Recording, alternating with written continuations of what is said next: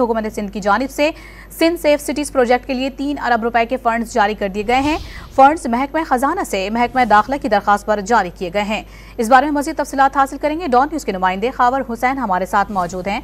खावर, बताइए कि इस हवाले से क्या तफसीलात हैं मजीद आपके पास?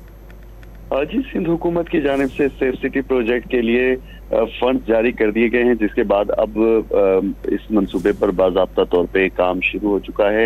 इससे पहले 4 अरब रुपए जो है वो इस मंसूबे के लिए जारी किए गए थे और अब 3 अरब रुपए रेवेन्यू की मद में इस मंसूबे के लिए जारी किए गए हैं।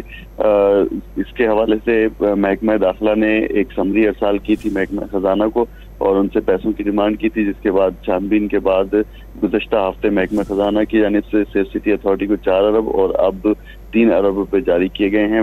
इस हवाले से वजीर दाखिला सिंध ज़ियाउल हसन लंजार का कहना है कि पहले मरहले में सेफ सिटी प्रोजेक्ट के तहत एयरपोर्ट कॉरिडोर से लेकर रेड जोन में कैमरे लगाए जाएंगे और डिस्ट्रिक्ट साउथ के कुछ इलाकों में कैमरे लगाए जाएंगे, जिसके बाद जराइम की में जो है वो बड़े पैमाने पर कमी वाक़ई होगी। इस हवाले से जो कंपनी इस मंसूबे पर काम कर रही है, उन्होंने 18 माह का टाइम मांगा था, लेकिन वज़ीर दाखिला का कहना है कि इसे 1 साल के अंदर यानी 12 माह के अंदर जो है वो मुकम्मल किया जाए ताकि आवाम को रिलीफ मिल सके। जी, बहुत शुक्रिया खावर हुसैन तमाम तफसीलात से आगाह करने के लिए।